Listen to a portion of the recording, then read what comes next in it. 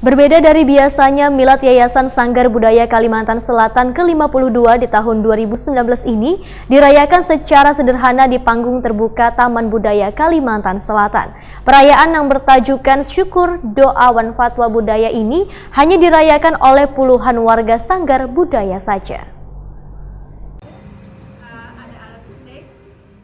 Berbeda dari biasanya, milad Yayasan Sanggar Budaya Kalimantan Selatan ke-52 di tahun 2019 ini dirayakan secara sederhana di panggung terbuka Taman Budaya Kalimantan Selatan, Jalan Hasan Basri, Banjarmasin Tengah, malam Selasa 11 November 2019. Bahkan perayaan yang bertajukan Syukur Doa Wan Fatwa Budaya ini hanya dirayakan oleh puluhan warga Sanggar Budaya saja, karena biasanya milad ini mengundang bebuhan seniman wan budayawan hingga dihadiri ratusan anggota yang tersebar di Indonesia. Ketua Yayasan Sanggar Budaya Eli Rahmi menyatakan, bila milad di tahun ini sengaja dilakukan secara sederhana, yang penting hikmah wan perayaan ini kada berbeda dari tahun-tahun sebelumnya. Menurut Eli Rahmi, Sanggar Budaya ini banyak memerlukan seniman-seniman yang tersebar di beberapa sanggar yang ada di Banua ini. Namun biasanya ketika milad sanggar, mereka kembali datang bergabung untuk bersama-sama merayakannya. Eli Rahmi pun berharap kebiasaan ini harus tetap bisa terlaksana saban tahunnya.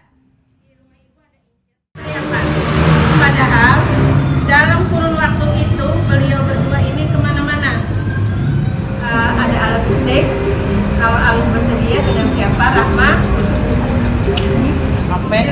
Barangkali kita dari kelas anak-anak, Jen juga bisa nanti kalau melatih, jadi bila kita dari bawah.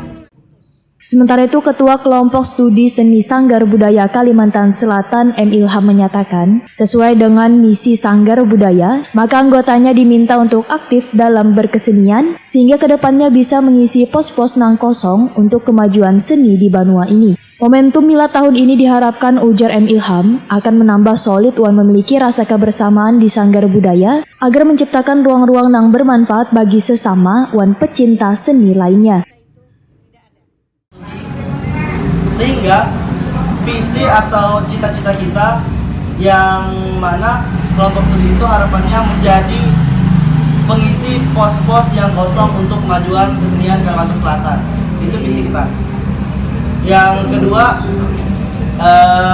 dengan ini mudah-mudahan kita sama-sama solid agar menciptakan ruang-ruang yang bermanfaat.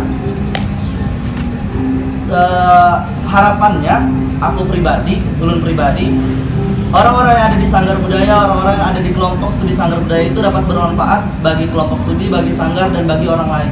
Kalau misalkan kita dapat bermanfaat, itu artinya Sanggar Budaya dan kelompok studi itu sukses mendidik orang-orang di dalamnya. Nah, itu. Mudah-mudahan ini sekali lagi menjadi pemicu menumbuhnya rasa kekeluargaan, rasa solidaritas kita bersama, dan ini menjadi momentum yang dapat kita laksanakan setiap tahunnya.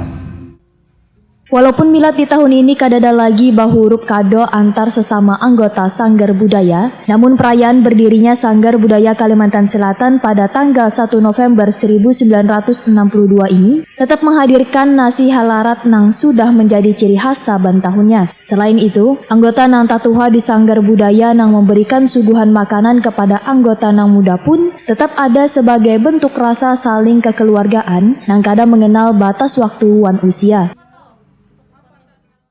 Dari yang tua akan menyerahkan kepada yang muda. Siapakah Bintang yang muda tersebut? Bintang. Terima aja dulu.